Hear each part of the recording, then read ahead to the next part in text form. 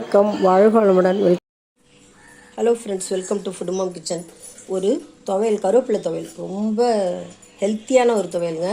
இப்போ எல்லாருக்கும் முடி கொட்டுது, அப்புறம் பார்த்திங்கன்னா அயன் கம்மியாக இருக்குது. அதனால் நம்ம ஒரு கருவேப்பிலை துவையல் தான் அரைக்க போகிறோம்.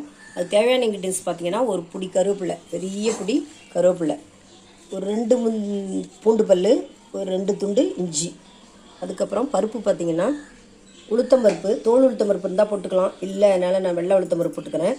தோல் உளுத்தம்பருப்பு, 1 ஸ்பூன் எள்ளு, ஒரு 4-5 வேர்க்கடலை, ஒரு 10 கூட போட்டுக்கலாம், ஒரு 4-5 வேர்க்கடலை வச்சுருக்கேன் நான். அதுக்கப்புறம் பார்த்திங்கன்னா கடலைப்பருப்பு 1 ஸ்பூன், புளி தேவையான அளவு, கொஞ்சம் சின்ன நெல்லிக்காய் அளவு தேவையான அளவு புளி, உப்பு, அவ்வளோதாங்க.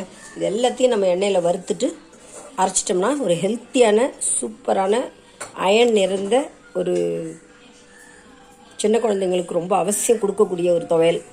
இது சாதத்துலேயும் போட்டு சாப்பிட்லாம், நம்ம சைடிஷ்ஷாகவும் தொட்டுட்டு சாப்பிட்லாம். வாங்க இதை வறுத்துட்டு அரைச்சிட்டு பார்க்கலாம். இது எல்லாத்தையும் ஒன்றா போட்டு வறுத்துக்கலாம். காரத்துக்கு 2 காஞ்ச மிளகாவும் 2 பச்சை மிளகாவும் வச்சுக்கலாங்க. காரத்துக்கு 2 பச்சை மிளகாய் போட்டிருக்கேன். இப்போ நல்லா வறுபட்டுடுச்சு எல்லாமே. இந்த ஹீட்டில் அப்படியே ஆஃப் பண்ணிடலாம். இந்த சூட்லேயே நம்ம கருவேப்பிலையும் போட்டுடலாம். ரொம்ப வறுபடணும்னு தேவையில்லை, பச்சையாக சாப்பிட்டா தான் நல்லது. அதனால் நம்ம அந்த சூட்லேயே, அந்த ஹீட்லேயே அது வறுபட்டால் போதும்.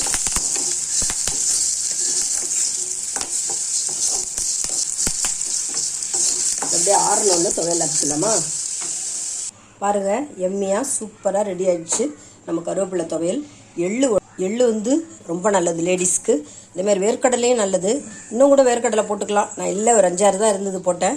நீங்கள் இருந்தால் நீங்கள் 1 ஸ்பூன் 2 ஸ்பூன் அளவுக்கு வேர்க்கடலை போட்டுக்கலாம். எள்ளு நான் 1 ஸ்பூன் போட்டிருக்கேன், அந்த அளவுக்கு போதும், இல்லைனா எள்ளு துவையல் ஆகிடும். கருவேப்பிலை 1 பிடி, புளி, அப்புறம் பார்த்திங்கன்னா உளுந்து, தோல் உளுந்து போட்டிங்கன்னா இன்னும் நல்லது. முட்டி வலியெலாம் இப்போ எல்லாருக்கும் வருது இல்லைங்களா சகஜமாக.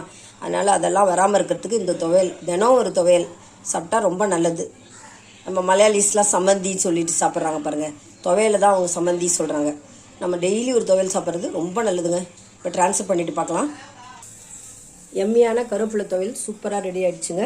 நீங்களும் குழந்தைங்களுக்கு அப்படி செஞ்சு கொடுங்க, ரொம்ப ஹெல்த்திங்க.